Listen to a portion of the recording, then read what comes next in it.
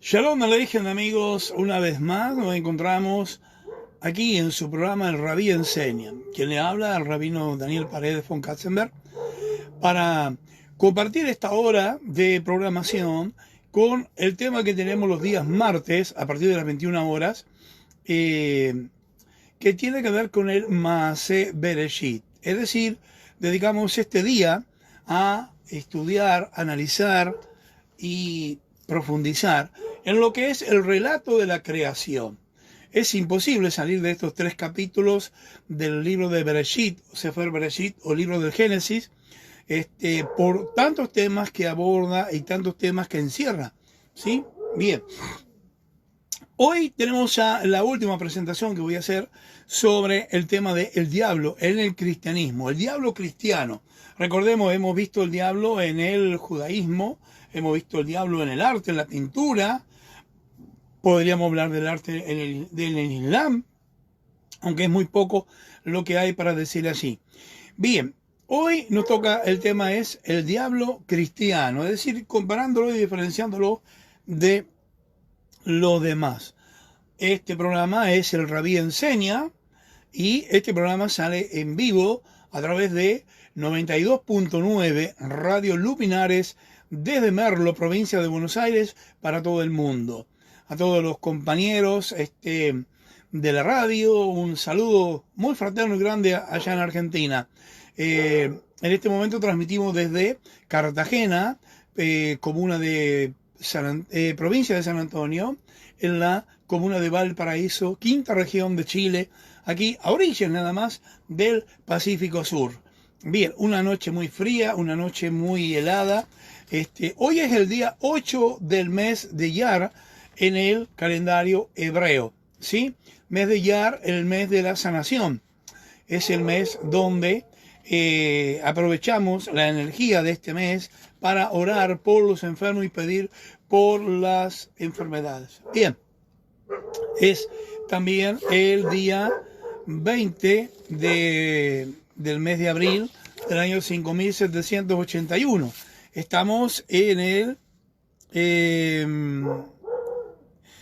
el día número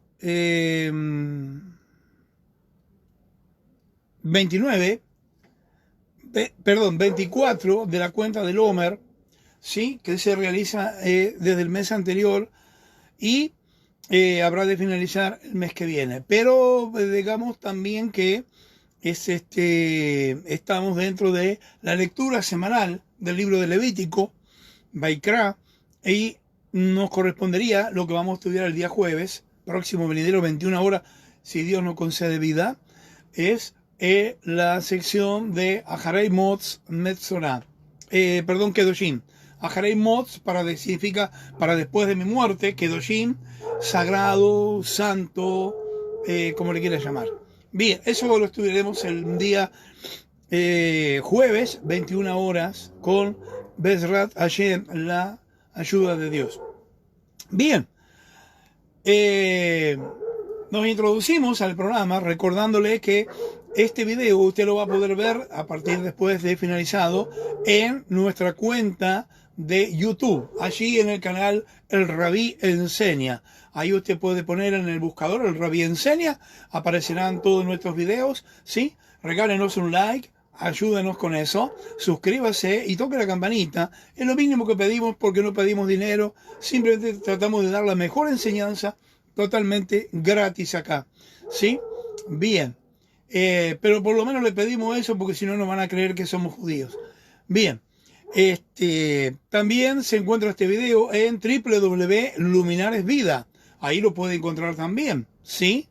Así que le agradecemos que nos regale, como le dije allí, el like en YouTube, se suscriba y toque la campanita para que le avise cuando viene algún video nuevo, ¿sí? Y si es de bendición para su vida, descárguelo allí a su Facebook y dele compartir para que otras personas también sean ayudadas y alcanzadas a comprender la verdad y no vivir en la ilusión que se nos ha vendido durante tantos años. Bien, hay tantos nombres para este personaje llamado Diablo, que viene del vocablo diabolos, y que surge con los escritos del Nuevo Testamento. Sí, hemos visto muy pocos casos, apenas 7 o 8 casos en el Antiguo Testamento o Tanakh, y ahora nos dedicamos al Nuevo Testamento, solamente al Nuevo Testamento, ¿sí? Ahí veremos que hay una profusión, primero, de nombres acerca de este personaje llamado el diablo. Segundo, encontramos muchos de esos nombres son adjetivos calificativos. Bien, por el otro lado, vemos que hay una progresión. A medida que avanza el tiempo, hay más nombres o descripciones de él. Segundo, vamos a ver también que encontramos definiciones diversas y a veces hasta opuestas, antagónicas y contradictorias sobre este personaje, el diablo del cristianismo, esta figura que el cristianismo ha hecho progresar, que provienen, primero, definiciones que provienen de la teología, es decir, teología es una ciencia religiosa que tiene que ver con el estudio o el conocimiento de Dios. Entonces, allí encontramos definiciones, nombres y particularidades sacadas o extractadas de algunos versículos de lo que es los libros del Nuevo Testamento. También encontramos definiciones que provienen de la mitología. La mitología, es decir, la colección de mitos que hay en cada pueblo, de creencias, de supersticiones, de leyendas. Todo eso también se ha ido agregando, se ha ido amalgamando. Y encontramos también modernamente ahora temas relacionados que tienen que ver con la psicología y la psiquiatría. Ambas ciencias dan algunas interpretaciones de lo que es esta figura del diablo desde su punto de vista catedrático. También las encontramos, como ya hemos visto, definiciones en el arte. Hemos visto cómo ha ido progresando, primero no tenía cuerno, después tuvo cuerno, después se le puso pies de cabra, después eso se puede ver ahí en Ezequiel capítulo 1 versículo 7, después se le colocó un tridente, después se lo pintó de rojo, y así sucesivamente ha ido tomando diferentes formas que se han transmitido como imagen a la mente, y la mente hoy por hoy cree que Satanás, el diablo, es eso, así como nos lo han pintado. Para esto también la literatura fue una asociada muy importante, describiendo, pintándonos imágenes de lo que sería el diablo, Satanás. Ahora bien, como dijimos, cuando estudiamos el Nuevo Testamento, lo que vamos a encontrar y lo primero que vamos a ver tiene que ver con lo que se llama sincretismo. Recuerde esa palabra, sincretismo. Sincretismo es un término que tiene que ver con la asociación o comparación de varios conceptos de religiones diferentes aunados en una misma, como en este caso la figura de el diablo o Satanás. Encontramos diversos nombres, ¿sí? Muchos calificativos que son adjetivos, que no los voy a mencionar ni voy a entrar en cada uno de ellos porque son conocidos por todo el mundo, desde el libro de Mateo hasta el Apocalipsis. Bien, pero algunos de los nombres más clásicos, encontramos Satanás, encontramos Lucifer, encontramos el nombre de Beelzebú. Beelzebú, que significa el dios de las moscas o el señor de las moscas, porque cuando en el oriente venían las bandadas de moscas, que eran nubes negras, donde la mosca tocaba, la mosca dejaba siempre microbios que llevaba en sus patas donde tocaba. Por eso venían enfermedades como la diarrea, la fiebre alta, la difteria, que diezmaban las poblaciones. Por eso algunos lo tomaban como un dios y hacían una especie de altar y se adoraba a la mosca como un dios. Algo muy conocido ahí en la zona del Oriente Medio. También encontramos nombre más tardío que trae la literatura, como Mefistófeles, por ejemplo, que después se lo va a asociar con Drácula, con otros elementos más de la literatura, a los cuales la primero televisión y después el cine les ha ido dando diversas formas, los ha ido pintando, mostrando de diversas formas, de tal manera que hoy tenemos imágenes guardadas en nuestra mente de qué y cómo sería el diablo si se nos apareciese. Estas imágenes, por supuesto, han ido variando desde la más primitiva con el comienzo de la televisión y el cine hasta las más modernas ahora, donde toma una apariencia humana, totalmente humana. Bien, es interesante estudiar los nombres porque los nombres también nos van a transmitir lo que tiene que ver con la función que cumple.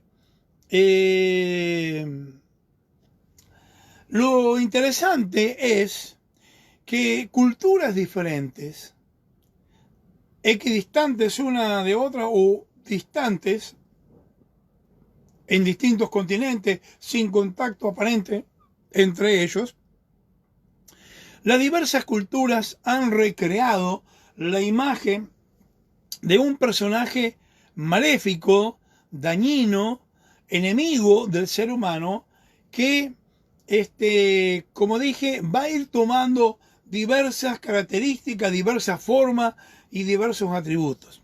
Por ejemplo, uno es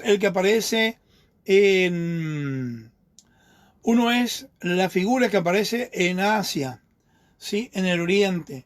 Otra es la imagen que aparece en Europa, que la literatura y el arte se va a encargar de profundizar y de ir cambiando a través de la pintura, a través de los dibujos, a través de la literatura. Y otra es la que se desarrolla en América, dentro de las tribus afro-brasileras, por ejemplo, de las culturas que venían del África, traídas por los negros esclavos, y que introducían sus conceptos de este ser maléfico llamado diablo, al que le van a dar diferentes nombres, depende de dónde sea el país del cual provenga esa tribu. Bien, pero también tenemos los cultos locales. Por ejemplo, encontramos referencias a este personaje con distintos nombres en la cultura azteca, en la cultura inca y en la cultura maya, por supuesto.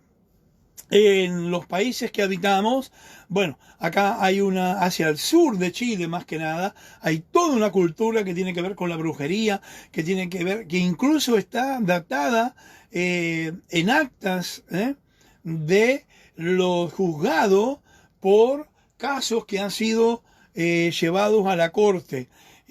Hay una bibliografía muy interesante en el sur de Chile, donde en algunas islas, en algunos lugares, ciudades especialmente, había consejos de brujos y una organización de brujos que recreaban este culto a Satanás el Diablo.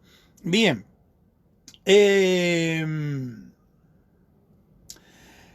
entonces debemos, para analizarlo y salir de ese sincretismo, entender y comprender y analizar los conceptos que el cristianismo, desde sus primeros inicios en el siglo I, comienza a desarrollar sobre el diablo y cómo va avanzando y cómo va progresando la idea, el conocimiento que transmiten la doctrina acerca del diablo. Muchas veces contradictoria, muchas veces errónea y, por supuesto, sincretizada, es decir, tomando características de otros personajes de distintas culturas y religiones y uniéndola o adoptándola al concepto que hoy se nos ha transmitido y tenemos del diablo. De hecho, hay toda una rama, digamos, de la teología que tiene que ver con la demonología, el estudio de los demonios también, de los que voy a hablar ahora, y lo que es, digamos, el exorcismo también, hoy por hoy muy difundido, hoy por hoy, donde hasta el Vaticano dicta clases por Zoom para los sacerdotes del orbe por la necesidad que tienen a causa de la propagación del mal y de los cultos satánicos. Muy bien. En las regiones andinas, por ejemplo, en las regiones montañosas, encontramos diversos nombres. Por ejemplo, en Argentina se encuentran diversos nombres para este personaje que otorga tres cosas: otorga poder, otorga fama y otorga dinero. En el noreste argentino, por ejemplo, se habla de la Salamanca. La Salamanca es una cueva que hay donde la persona debe ir, tanto varón o mujer, desnudarse. Van a aparecer una serie de pigmeos o enanos, pero también muchas veces aparece una serpiente por allí y con la que se pacta, y ese pacto hace que la persona tenga dinero, tenga poder, tenga fama y muchas mujeres. Ese es el corolario que se hace. Se dice también en las zonas más sureñas que hay que estar a las 12 de la noche, un viernes, y el diablo se va a aparecer y hay que pelearlo, y si uno le gana, el diablo le va a conceder todas esas cosas. En realidad el que gana es él, porque ya lo tiene prendido. Encontramos también ya en el nordeste argentino nombres como el Supay. El Supay, que es justamente la figura del diablo, la figura maléfica. Esto es un concepto incaico. Y así, por ejemplo, hasta en las comparsas que se hacen celebrando lo que es el carnaval, una festividad cristiana que fue sincretizada por los pueblos incas del sur, por ejemplo en Bolivia, en Perú, en el norte jujeño, salteño, donde las canciones mismo lo dicen. Hay uno que se disfraza de indio y ese es justamente la personificación o el que representa al diablo en el carnaval, que busca tratar de seducir a las personas y principalmente a las mujeres. Bien, en todas las culturas entonces encontramos ese concepto que tiene que ver con el diablo. Una palabra que del inglés se deriva del término devil, que deriva del desarrollo de un inglés anterior que es justamente deofol. Y hay un préstamo latino, del latín, desde el año 400 más o menos en adelante, que se utiliza el término diabolo. Diabolo, que significa y se traduce desde el griego como calumniador. Ahí vamos empezando a encontrar nombres y adjetivos calificativos que cada uno describen una función, no la persona. Bien, encontramos en las culturas más aisladas, por ejemplo en la India, encontramos este concepto, lo encontramos en el Japón, en el taoísmo, lo encontramos en el confucianismo, en distintas religiones que podamos buscar, vamos a encontrar este concepto, ¿sí? Bien, ahora lo que vamos a ver es que poco a poco hay un avance en el cristianismo, ¿sí? El cristianismo occidental, basado y estipulado por las doctrinas de la Iglesia Católica Romana, guardó un solo libro en su canon, que es el Apocalipsis, que fue muy criticado, muy discutido, no lo querían incluir en el canon, hasta que a lo último lo incluyeron, siendo el canon de católico romano el que incluye y impone el Apocalipsis de San Juan. Supuestamente San Juan el apóstol, no fue él quien lo escribió, no fue San Juan el evangelista, fue San Juan Azaquén, Yohanan Azaquén en hebreo sería Juan el anciano, un discípulo de estos que justamente fue quien redactó este libro. Bien, ahí hay imágenes de Satanás, ahí se lo asocia, hasta se dice contar el número de su nombre, que ahí también ha habido un error de transcripción, que desde el medioevo tradujeron como 666 y El papiro, el Raimond, el más antiguo, si yo no me equivoco, no dice 666, dice 616. Y casualmente en textos que tienen que ver con el Islam, justamente esa expresión en árabe, 666, da la palabra Islam.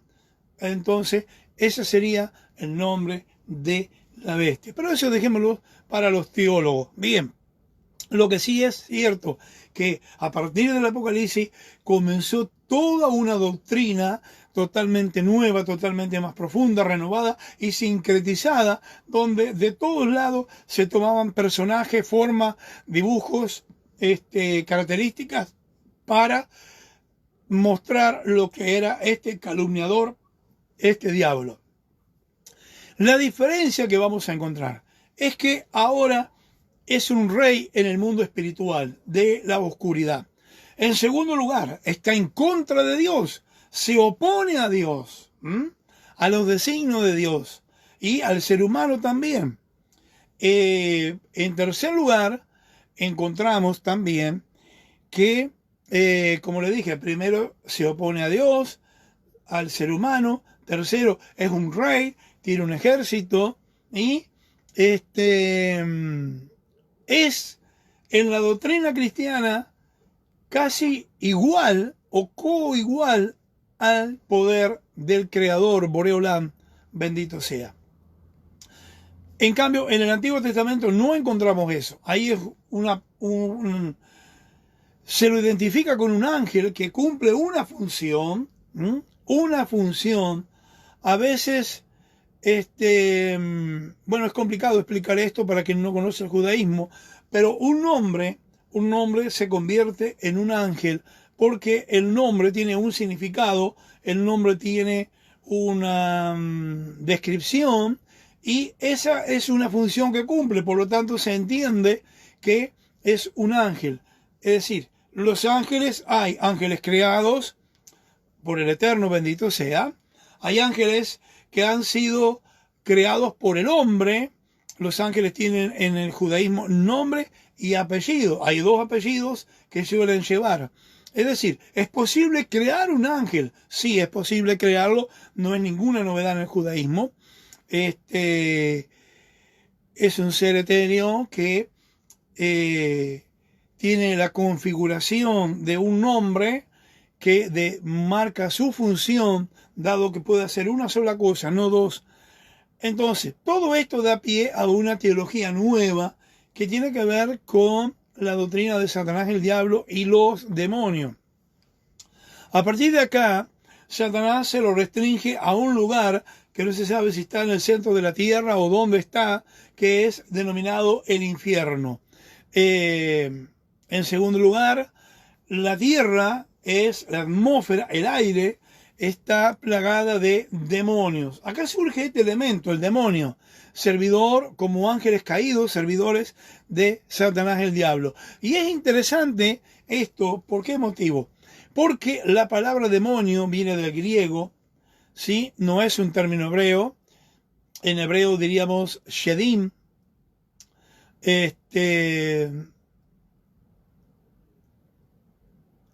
Shehim sería en árabe, y demonios en el idioma griego, dado que el Nuevo Testamento y todo a partir de ahí, la literatura religiosa del Nuevo Testamento se escribió en griego durante los primeros 3 siglos, después comenzó el uso del latín como uso oficial.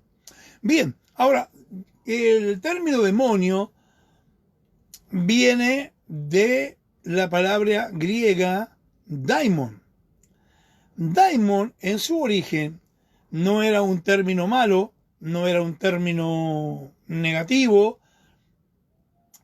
La palabra daimon era o significaba lo que nosotros hoy llamamos fiscal. ¿Qué es un fiscal? Fiscal es el acusador público en una corte de justicia. Es decir, aquel que presenta los cargos que el gobierno o la ciudad le encarga de mostrar para enjuiciar a una persona. Los cargos y las pruebas, por supuesto, que debe presentar. Esa es la función del daimon. El daimon es ese fiscal, ese acusador público. Aquí se asocia con la palabra calumniador. Es decir, ¿por qué? Porque tiene que denunciar a esa persona. De ahí la tarea del fiscal moderno, hoy por hoy, que en un caso judicial es el que presenta las pruebas y acusaciones del pueblo contra esa persona. Y esa persona tendrá un abogado defensor que será el que tratará de defenderlo. Bien, ahí encontramos el primer uso del término griego daimon. Recordemos, era una función pública, no era un término malo, no denotaba ninguna connotación religiosa, era una función judicial pública. Bien, más adelante la palabra daimon va a ir tomando un concepto diferente. Por daimon se va a entender a un animal, ¿sí? A un ser animal que se considera como de acuerdo al zodíaco. Recuerde que zodíaco es un término griego también que significa círculo de animales. Bien, de acuerdo al signo donde uno nació, hay un animal, salvo algunos signos, hay un animal que lo representa. Por lo tanto, la persona tiene un ser interior, ese animal interior, ese daimon, que es el que nos defiende. Para entender esto más claramente, hay un libro de Tolkien, una saga de tres libros, que es llamada Las Crónicas de Narnia. Allí es donde se puede ver el animal interior, ¿sí? Que es un protector, como un espíritu interior que nos protege frente a la adversidad, frente al peligro. Eso es el daimon en su segunda faceta.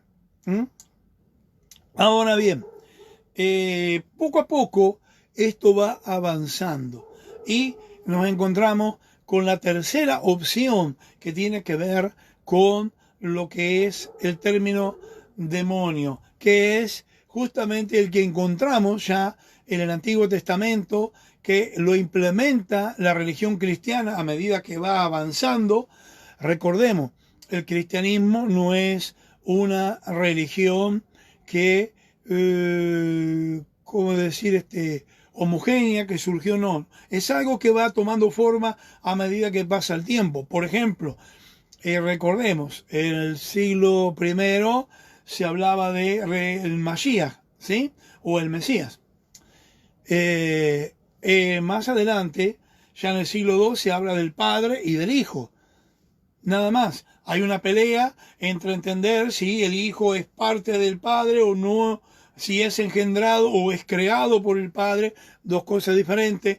Y después, ya en el año 300, en el siglo III, se dieron cuenta que faltaba algo para una Trinidad lógica, y ahí es donde incluyen y comienzan a introducir lo que es la doctrina del Espíritu Santo, como un ser corpóreo, un ser, una persona, cosa que en el judaísmo no tiene nada que ver, no es nada de eso. Bien, con ese correr también vamos a ir encontrando conceptos, por ejemplo, uno de esos conceptos que es el pecado original. La expresión pecado original no surge en el cristianismo sino hasta el año 500. Nunca los padres de la iglesia hablaron de eso, nunca los padres apologéticos hablaron de eso. Recién San Agustín de Hipona, allá en el norte de África, en el siglo V, año 500 de esta era común, ahí recién introduce este concepto denominado el pecado original y desarrolla toda una teoría a partir de ahí. Utiliza una expresión para el término palabra, para la palabra pecado, que no existe en el judaísmo ni en la Torá. En la Torá se habla de errar al blanco, de un error, no de un pecado. Significa que si hay un error, puede ser corregido, y de hecho esos pecados son corregidos. Ahora bien, se desarrolla a partir de toda una idea que es condenatoria del ser humano, a través del cual, por el pecado, por la culpa, esto va a merecer el sufrimiento eterno del que nadie lo va a salvar, a pesar de haber creído en Jesús o en quien quiera. La culpa y el sufrimiento no se la saca a nadie, siempre se renueva y siempre está presente. Es una manera de esclavizar mentalmente a la gente a través de sus pensamientos y sus sentimientos. Bien, entonces el cristianismo o evangelio, como le quieras llamar, es una religión que va a ir creciendo, y a medida que va creciendo y desarrollándose a lo largo del tiempo, se va modificando. Hay doctrinas que fueron cercenadas por orden de un emperador romano. En el caso de Constantino, año 325 de esta era común, encontramos que a un obispo se le da el tiempo para que se retire de Roma, es decir, de Nicea, perdón, y tiene 48 horas para desaparecer de ahí, porque de lo contrario podía ser muerto, porque tenía una teoría, una doctrina diferente a los demás. Lo más lindo es que se condena a este señor Arrio, un obispo, y el que queda como amanuense, secretario o mano derecha de Constantino hasta su muerte, era justamente Eusebio de Cesarea. No confundir con Eusebio de Cesarea, eso es otra cosa. Ahora, esto es de Cesarea, quien queda como la mano derecha de Constantino, el emperador, y era justamente de la doctrina de Arrio, pero a él no lo matan, al otro sí lo condenan, y si lo encuentran lo matan. Para que ustedes vean cómo esto va creciendo hasta que llegamos a Justiniano, ya en el año 600, cuando surge el papado romano en el siglo V, y ahí se dice que los obispos son sucesores de los apóstoles por orden o como una dinastía engendrada, creada por el Espíritu Santo. Por lo tanto, ahí se atribuye el poder real, y él va a ordenar que algunas doctrinas que eran corrientes en esa no se enseñen más, se prohíba la enseñanza. Por lo tanto, ahí vemos la manipulación desde el exterior que ha habido por personas que ni siquiera eran de la fe, por personas que ni siquiera eran, como en este caso un emperador, no era un religioso, que modifica toda la creencia del cristianismo. Y eso es lo que hemos venido heredando hoy.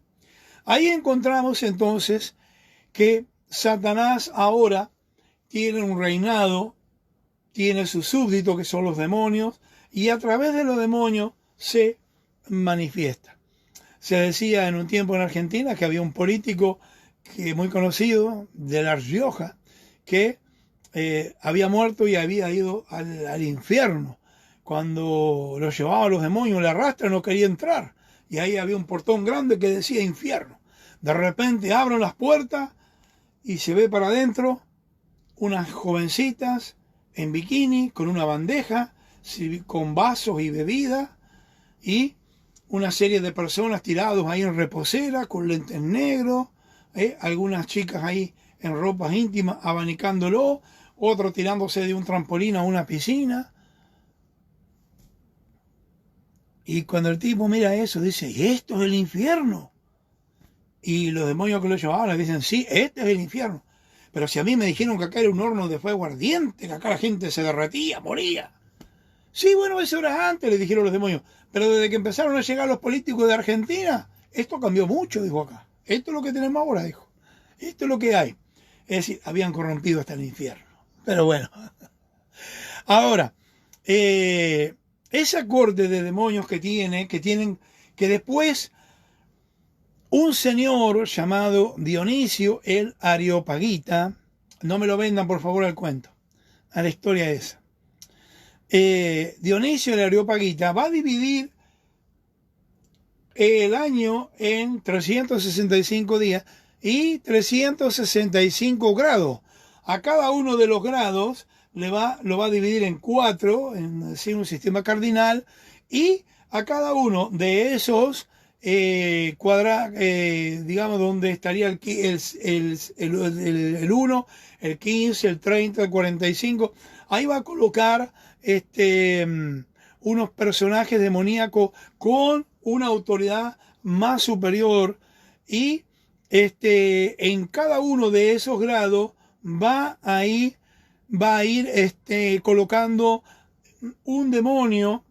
O sea, establece una jerarquía de ángeles por un lado y de demonios por el otro. Es decir,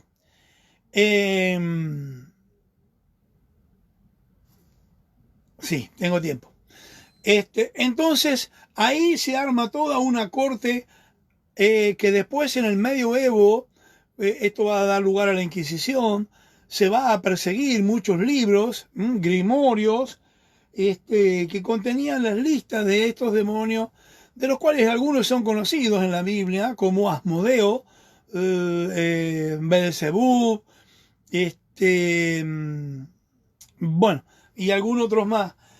Pero los demás son desconocidos, se les da una cara, se les da un nombre, se les da una forma. Los demonios necesitan darse a conocer, por lo tanto, los demonios son formas incorpóreas, no tienen cuerpo. Se dice en el judaísmo que fueron creados a última hora de la tarde, el viernes, en Shabbat, antes del cese de todo trabajo, y no hubo tiempo de hacerle cuerpo. Entonces hay toda una serie de demonios y de elementos que tienen que ver con la función que cumple, dado que no pueden hacer dos cosas, sino una sola cosa. De ahí que se destina que los demonios, uno es de odio por lo que hace, el otro es de violencia por la fuerza que engendra, el sansonismo que se le conoce, otro de aquello, otro de esto y otro del otro. Bien, entonces, cada demonio tiene una sola función. Ahora, no tienen cuerpo, imagen corpórea, por lo tanto los demonios necesitan 3 cosas.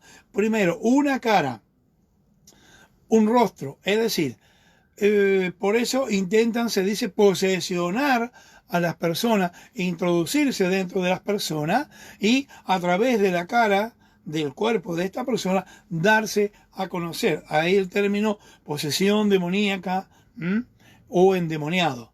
Bien, segundo, necesitan un nombre con el cual darse a conocer.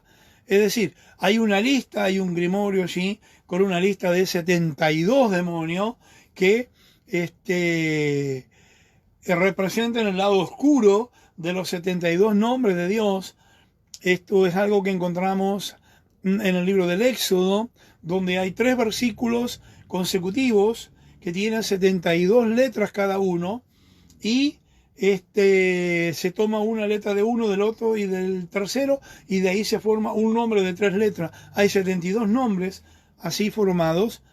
Eso es un portal cósmico que fue previo al cruce de Yansuf, el mar de las cañas, a la salida de Egipto. Ahora bien, no voy a entrar en eso, pero necesitan un nombre que los identifique. Por lo tanto, se hacen llamar de alguna manera y necesitan hacerse conocidos para que también ellos quieran recibir adoración.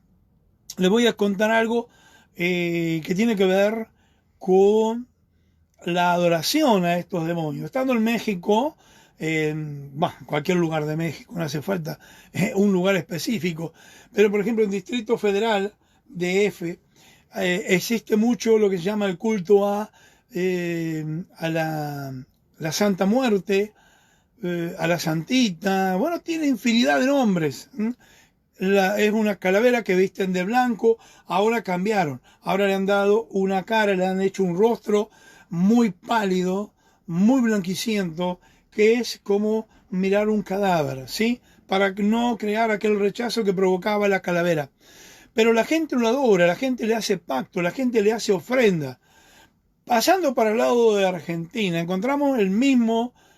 Bueno, por toda América le encontramos, Brasil, Guatemala, El Salvador, por todo lugar encontramos la adoración a la Santa Muerte. Se la encuentra en el nordeste argentino, en la provincia de Corrientes, más que nada, Misiones, Paraguay, donde la Santa Muerte o el Santo de la Muerte o la Santita Muerte es adorada.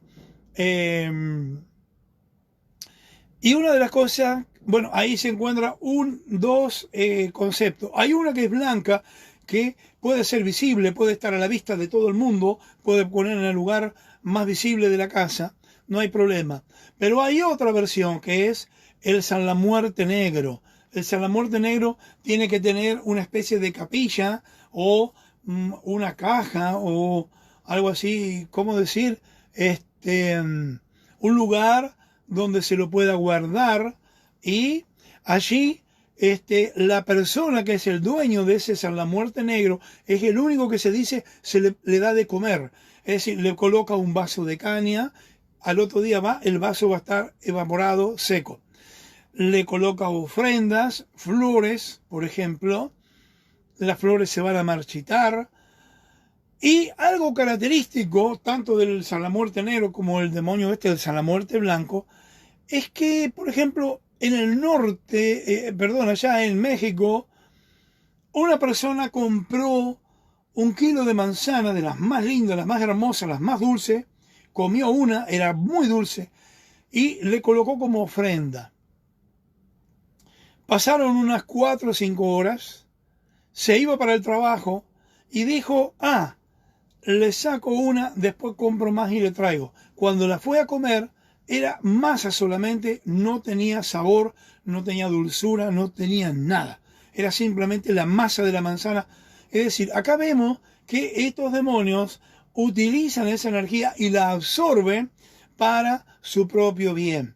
El culto de San la Muerte exige, por ejemplo, los días viernes de Semana Santa, llevar un hueso sacado de una urna del cementerio, un hueso de un muerto, principalmente lo usan de la pierna, el fémur, y lo llevan en un bolsito con estampita y lo hacen pasar por 7 iglesias católicas romanas, donde van a pedir la bendición sobre la estampita, y abajo tienen algunas pegadas de San la Muerte, o el Gaucho Gil también, otro culto que se ha hecho de un adorador de la San la Muerte, y abajo está la bolsa, que supuestamente también recibe la bendición del sacerdote. Lo interesante es que ese hueso se va a usar, se va a cortar finito y con él se va a tallar una figura de una calavera, la cual se va a cortar la piel, se va a introducir adentro, se va a sellar la piel de vuelta y va a permanecer ahí. Algunos lo hacen de esa manera, otros hacen tatuar la imagen en alguna parte del cuerpo de la figura de San la Muerte. Lo cierto es que el que tiene ese huesito adentro o el tatuaje es una persona que siempre zafa de la policía cuando lo andan buscando, que se genera como una invisibilidad en él, tiene éxito en toda la delincuencia que emprende y lo que sí se sabe es que cuando muere esa persona muere muy mal. Está el caso en Argentina, un caso que fue documentado en el programa de un querido colega, Chiche Helblom, un paisano, que entrevistó a una persona que recibió alrededor de 36 disparos en el cuerpo y no murió. Parecía que iba a morir, estaba internado y cuando ya estaba en las últimas para dar el último suspiro, volvía otra vez a revivir. Y ahí seguía otra vez su vida hasta que otra vez caía como enfermo, parece que renovaba el pacto otra vez y otra vez volvía a revivir, cuando cualquier persona con tanta cantidad de disparos en el cuerpo tendría que estar muerta. Entonces, ahí encontramos la interacción entre los demonios, que son los representantes de este reino de Satanás, asociados con el mal, en este caso con la delincuencia, con la maldad. ¿Sí? Bien, entonces lo vemos en las cárceles, hay paredes pintadas con la figura de San la Muerte, hay quien consideran un demonio, y altares con ofrendas y donativos que se hacen para el culto a este demonio. Es decir, Tres cosas importantes, recuérdelo. Tienen que tener una cara, un rostro a través del cual hacerse conocer. Hay un libro o un grimorio el cual contiene dibujos de los 72 demonios principales. El otro es, y tiene que ver con que los demonios necesitan un nombre por el cual ser invocados. Y en tercer lugar, necesitan hacerse adorar, recibir adoración. Muy bien. Como le dije, fue Dionisio el Areopagita en el medioevo quien es que va a designar 365 demonios, aparte de 365 ángeles, es decir, están los del lado positivo y el lado negativo. Lo interesante de todo esto es que en el judaísmo, el año solar, es decir, el año se cuenta por la revolución solar, 365 días y monedas, que obliga que cada 4 años hay un año bisiesto, un día bisiesto, que se agrega por la suma de esos minutos y segundos. Por el otro lado, en el judaísmo los meses seguían por la revolución de la luna, 4 fases de la luna, que son 14 días creciente y 14 días de declive. Ese 365 días del año o 365 grados de el recorrido, o sea, de la vuelta alrededor del Sol, es significativo y llamativo y muy emblemático. ¿Por qué? Porque la expresión en hebreo a Satán, que tendría que ver con el diablo, el nombre hebreo es a Satán. Ya dijimos en los otros videos anteriores que están ahí en el canal de YouTube, canal El Rabí Enseña. Ahí encontramos uno de los videos donde hablamos justamente de el Satán en el judaísmo. Recuerde, Satán es un acróstico, no es un nombre, no identifica a un ser humano, una persona, no.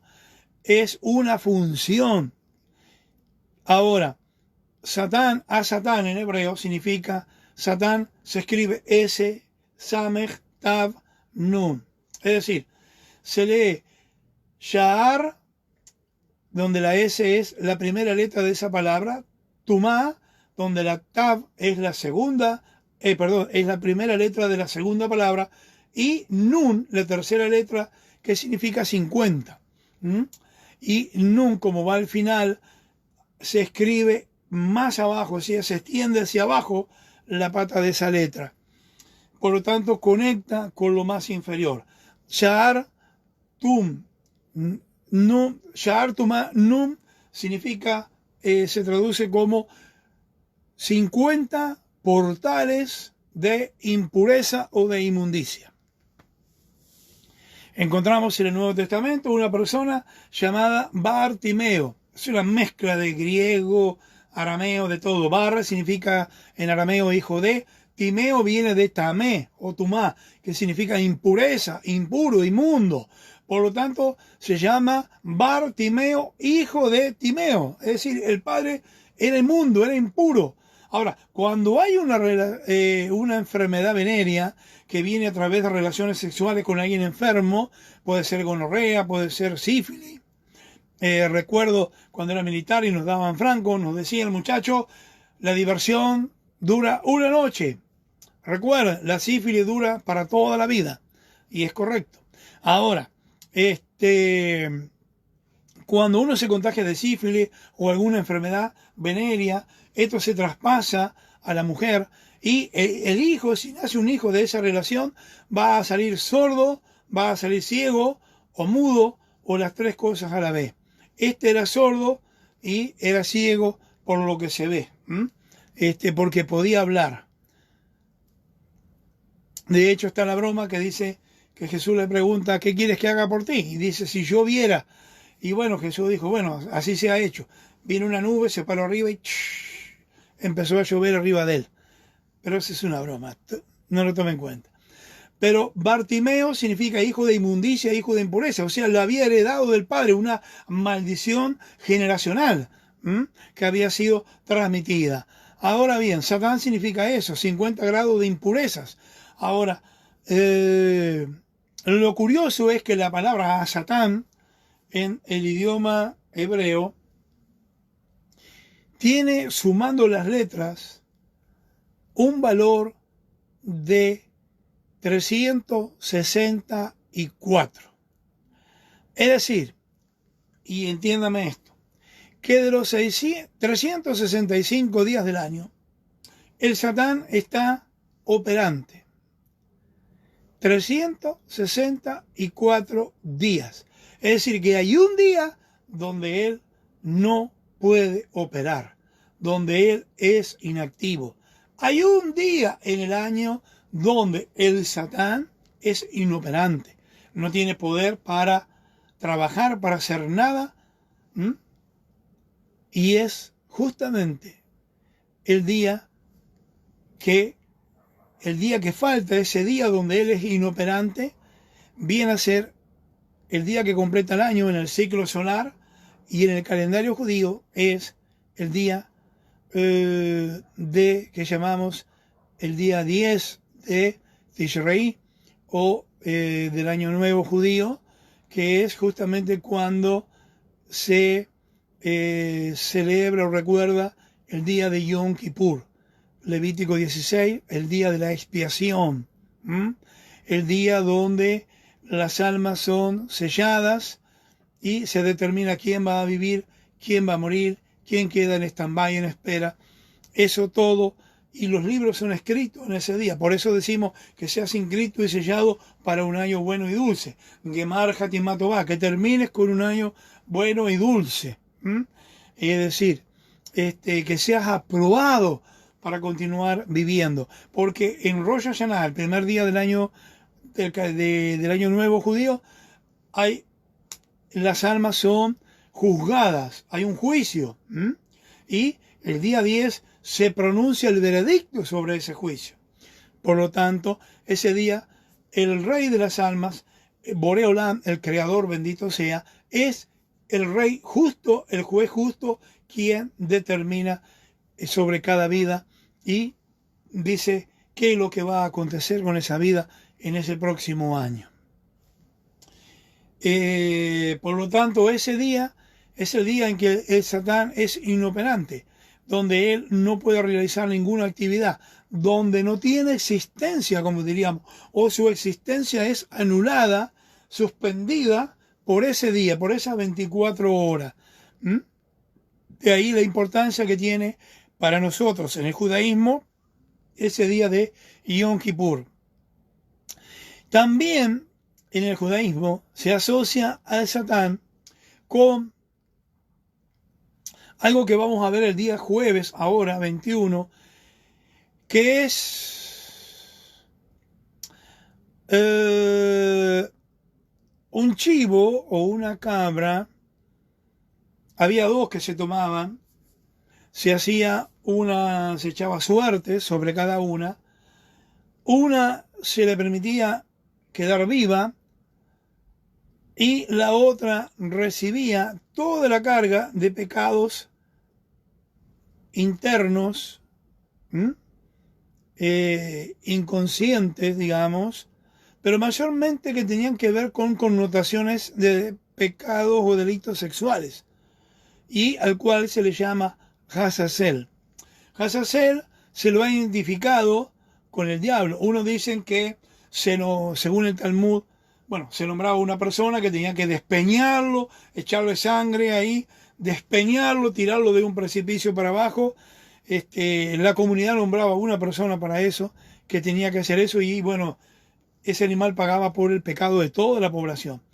Por el otro lado, se dice que se lo soltaba al desierto y el Satán se hacía cargo de él. Por eso, en los ritos de tradiciones brujeriles, siempre en el entorno de un aquelarre o de lo que se viene a llamar una reunión, de invocación al diablo, que se hacía en los bosques cerrados, en lugares, en cuevas. ¿Mm? Siempre aparece la figura de un chivo, al cual también es reconocido como Hazazel. Hazazel es una contracción de dos nombres hebreos, Hazael y Ushar, que eran dos ángeles caídos que tuvieron relaciones con las mujeres y crearon esa descendencia, perdiendo la, ¿cómo se podría decir? Fisicalidad, no, perdiendo la condición de ángeles, dado que al tener relaciones, ellos pierden esa esencia, por lo tanto, están condenados a la muerte. Bien, amigos, quiero recordarles que estos videos están en el canal de YouTube. Ahí en el buscador usted puede poner el Rabí Enseña, Rabí con 2 B larga, y una vez que entra aparecerán este y todos los videos anteriores. Recuerde, regálenos un like, de esa manera nos ayuda, dado que no pedimos dinero ni vendemos nada. Toque la campanita para que le avise cuando hay un video nuevo, y ahí donde dice suscribir, toque, y eso lo va a hacer parte de nuestra comunidad. Con esto estamos abandonando. Allí abajo hay una flecha curva que dice compartir. Ahí usted puede bajar este video a su Facebook y de ahí darle compartir para que todos los que están ahí en su lista de amigos puedan verlo también y aprender. Cualquier consulta la puede hacer a mi Facebook, o debajo allí del video que va a aparecer en Facebook, también puede escribirlo ahí y la contestaré. También por Messenger. Bien, para terminar con esto, vale decir que esto ha estado saliendo en vivo desde Merlo, provincia de Buenos Aires, por Radio Luminares 92.9. Desde Merlo, provincia de Buenos Aires, Radio Luminares lo ha estado transmitiendo en vivo. El saludo y el cariño para todos los programadores de la radio, y también lo va a encontrar allí en www.luminaresvida. Ahí puede volver a encontrar estos videos. Si lo necesita descargar, lo puede descargar, puede analizarlo con más detenimiento, ir anotando si quiere, sacar anotaciones, y nos estaremos viendo el próximo jueves, si Dios así lo permite, a las 21 horas, para estudiar la sección de esta semana, que es muy rica, que tiene que ver con la expresión Aharei Mot. Así comienza diciendo en Levítico, cuando dice, después de la muerte de Nadab y Abiú, Aharei Mot, y se asocia con la siguiente para allá, que significa Kedoshim, sagrado. Y podemos leer algo allí que dice, uniendo las tres palabras, Aharei Mot, después de la muerte serán sagrados, serán santos. Bien, eso lo estudiaremos el día jueves, con todos los misterios cabalísticos que tiene la Torá. Estamos estudiándola en un nivel mucho más elevado, en un nivel de Kabbalah, en el nivel más elevado de estudio de la Torá hebrea. Mis cariños, mi saludo para todos los que están en línea, un abrazo, un cariño grande, los quiero a todos, y mi bendición desde Chile, aquí en Valparaíso, quinta región de Chile, en la localidad de Cartagena. Un abrazo hasta el día jueves, Be'ezrat Hashem, si Dios así